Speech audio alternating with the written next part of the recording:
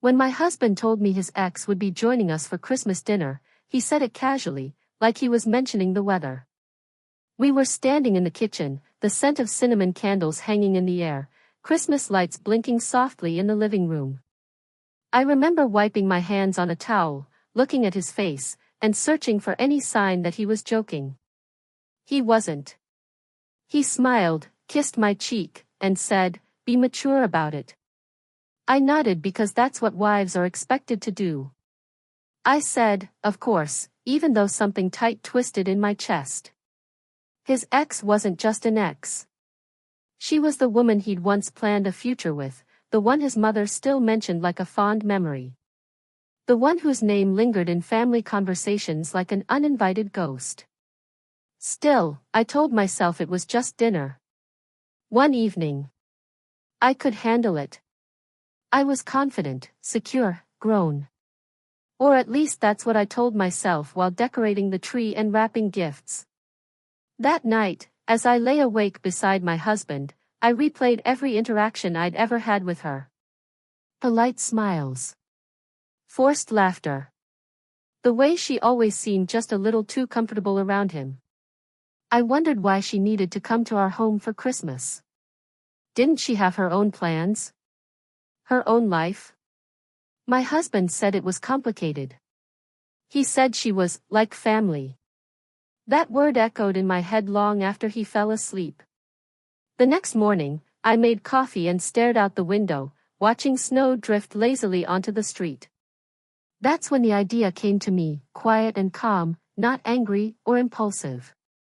If we were being mature, then everyone deserved honesty. Everyone deserved a seat at the table. Including the man she was engaged to. Funny how my husband never mentioned him. Funny how his name never came up at all. I found him easily. Social media makes everything simple. One message. Polite. Friendly.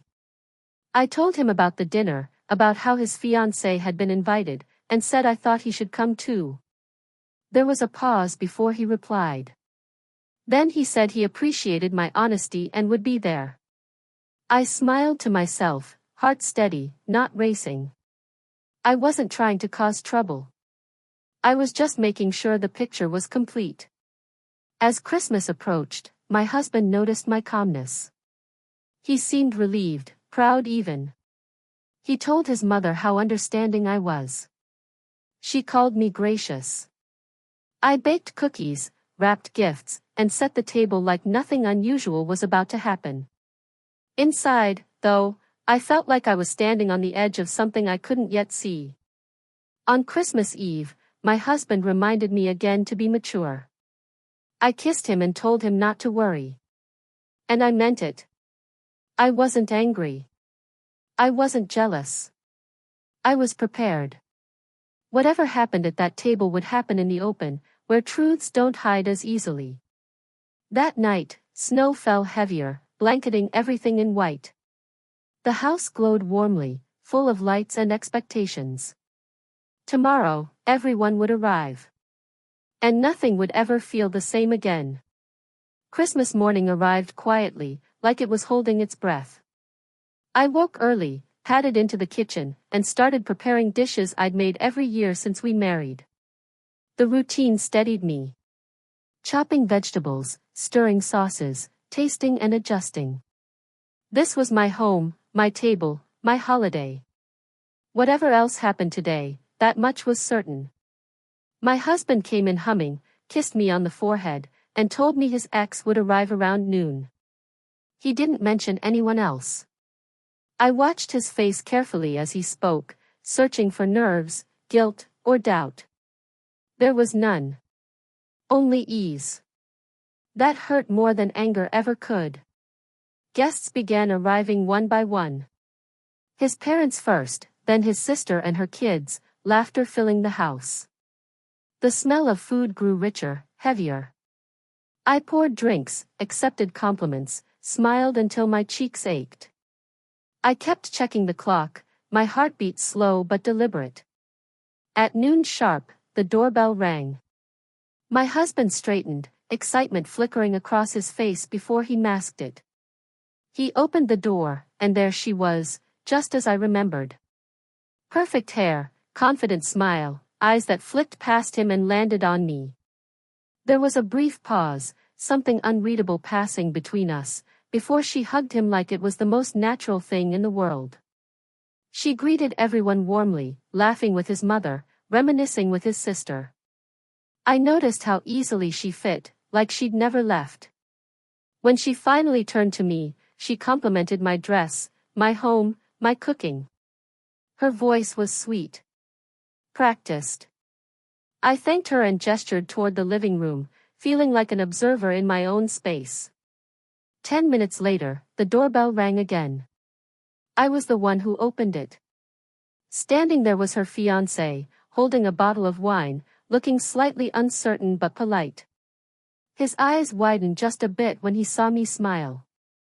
I welcomed him inside, introduced him loudly, clearly, making sure everyone heard his name. The room shifted. Conversation stuttered. My husband froze. His ex turned pale, confusion flashing across her face before she forced a smile. She looked at me then, really looked, and in that moment, she understood. Dinner was tense from the start. Plates clinked too loudly. Forks paused midair. Her fiancé was pleasant, charming even, telling stories, engaging with the family. My husband barely touched his food.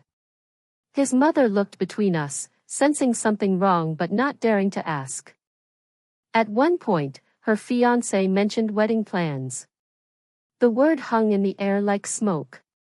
My husband's jaw tightened. His ex laughed nervously, correcting details, steering the conversation away.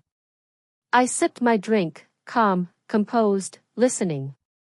When dessert came, emotions were frayed. Finally, my husband pulled me aside into the kitchen, his voice low and sharp. He asked me what I thought I was doing. I looked at him steadily and said I was being mature. I said everyone deserved honesty. I said I didn't want secrets at my Christmas table. He stared at me like he didn't recognize me. Maybe he didn't. Because the version of me that swallowed discomfort quietly was gone. After the confrontation in the kitchen, my husband returned to the dining room stiff and silent. I followed more slowly, my pulse steady despite the weight of the moment.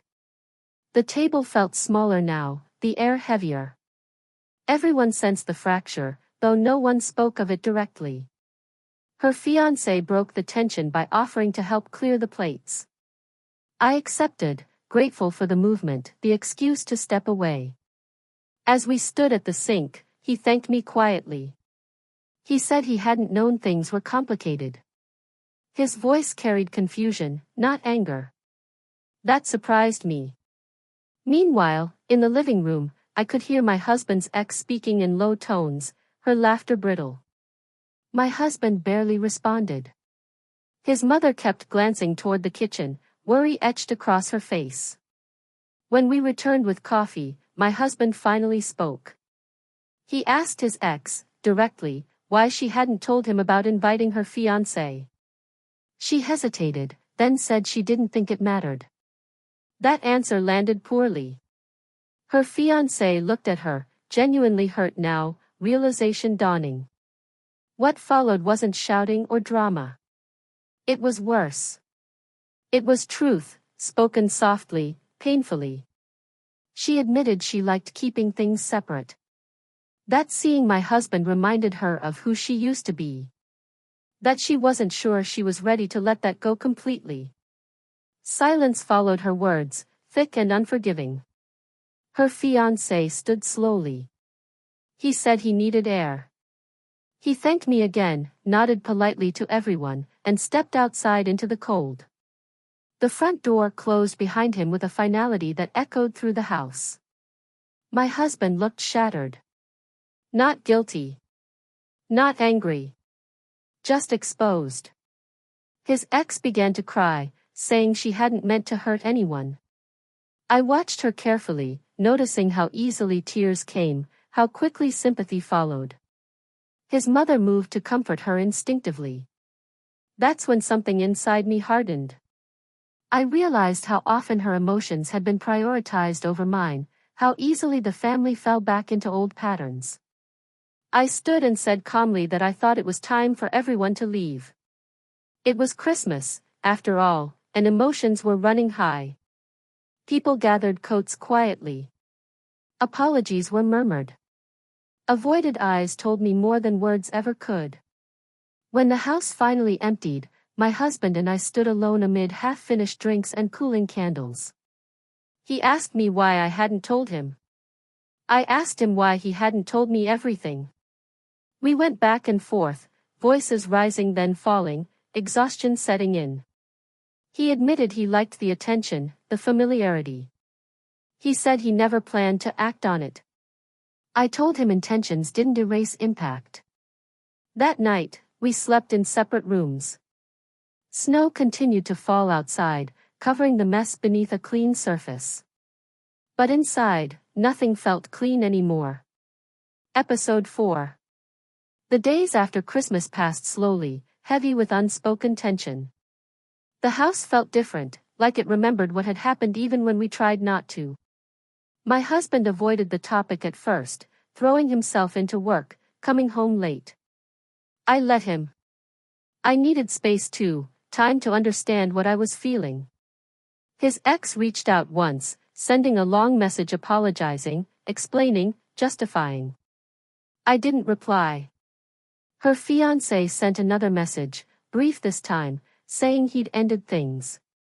He said he was grateful, even if it hurt. I wished him well and meant it. Eventually, my husband and I sat down to talk properly. Not defensively. Not angrily. Honestly. He admitted he hadn't realized how much emotional space she still occupied. He said he felt ashamed. I told him how alone I'd felt, how small moments had added up to something painful. We talked about boundaries, about respect, about what marriage actually meant to both of us. It wasn't an easy conversation. There were tears. There were silences. But there was also clarity. For the first time, he listened without interrupting.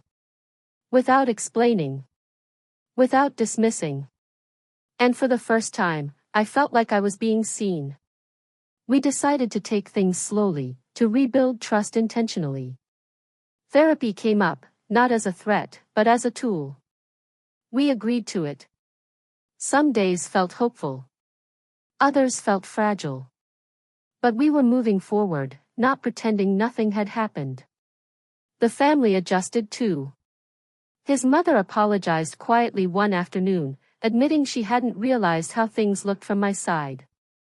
It wasn't perfect, but it was something. Christmas decorations came down. Life resumed its rhythm.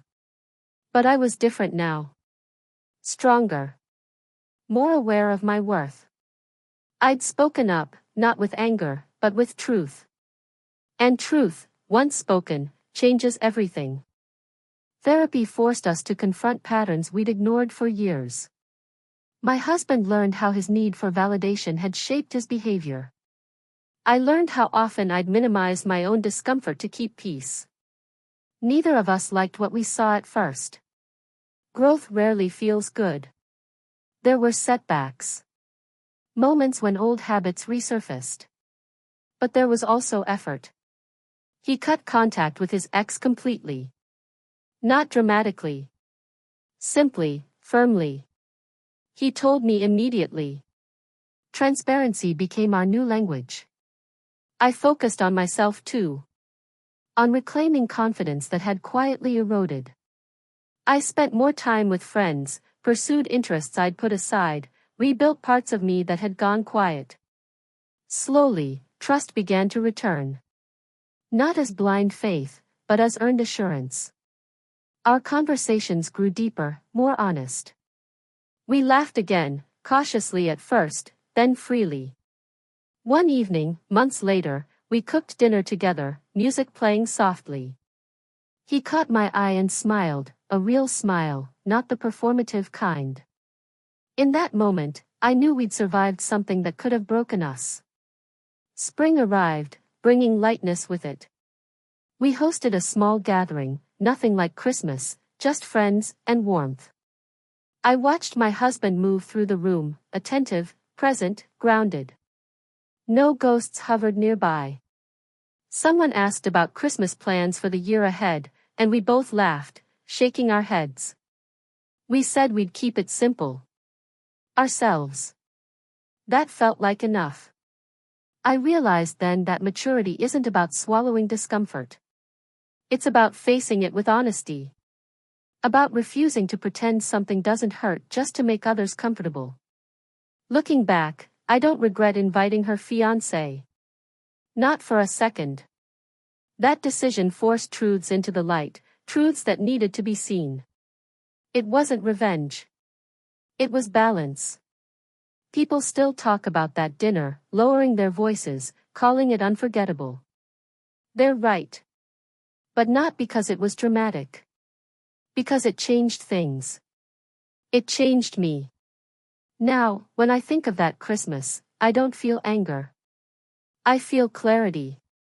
I learned my voice mattered. That my boundaries were valid. That love doesn't ask you to be smaller. And if anyone ever tells me again to be mature about it, I know exactly what that means. It means choosing honesty over comfort. Truth over silence. And myself, always, at my own table.